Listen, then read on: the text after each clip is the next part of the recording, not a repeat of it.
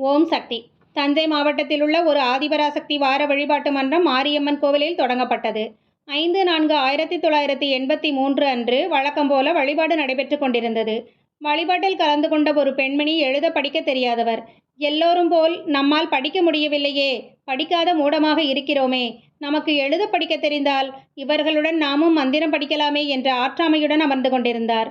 சற்று நேரத்திற்கெல்லாம் ஒரு சிறுமி, 8 வயது இருக்கலாம், எலுமிச்சம்பழ நிறம், எங்கிருந்தோ வந்தவள் அந்த பெண்மணியின் அருகே வந்து உட்கார்ந்தாள். கையில் இருந்த மந்திர புத்தகத்தை எடுத்தாள், விரித்தாள். இதோ இந்த வரியைத்தான் இவர்கள் படிக்கிறார்கள் என்று சொல்லி காட்டுகிறாள். அந்த பெண்மணியோ, யார் இந்த குழந்தை? நம் ஊர் சிறுமியாக தெரியவில்லையே, பட்டு பாவாடையும் சட்டையும் அணிந்திருக்கிறாளே, ஒருவேளை வெளியூரை சேர்ந்தவளாக இருக்குமோ என்று எண்ணியபடி இருந்தார். அந்த சிறுமி கால்களில் சலங்கை அணிந்திருந்தாள். என்ன இவள் வித்தியாசமாக இருக்கிறாளே என்ற எண்ணத்தில் மூழ்கினார். அதற்குள் மந்திர வழிபாடு முடிந்தது.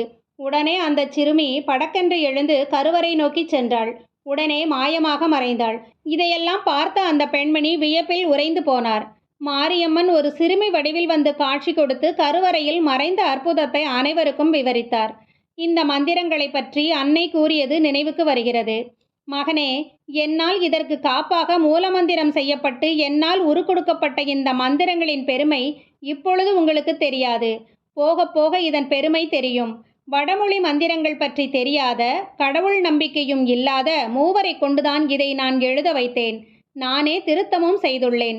இந்த மந்திரங்களை எந்த இடத்திலிருந்து கொண்டு நீங்கள் படித்தாலும் அந்த இடம் தூய்மையடையும். தேவாதி தேவர்கள், சித்தர்கள் வந்து ஆசி வழங்குவார்கள்.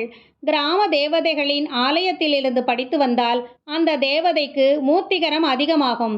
சாலையில் போகிறவர்களை கூட அழைத்து பேசும். எந்த ஊரில் வார வழிபாட்டு மன்றங்கள் உள்ளனவோ அந்த ஊரில் கிராம தேவதைகள் விளக்கம் பெறும். பலருக்கு கனவிலும் ஒரு சிலருக்கு நேரடியாகவும் காட்சி வழங்கும். இந்த பெண்மணிக்கு அந்த ஆலயத்தில் வீற்றிருக்கும் மாரியம்மனே காட்சியளித்தாள் என்பது புரிய வந்தது. ஓம் சக்தி.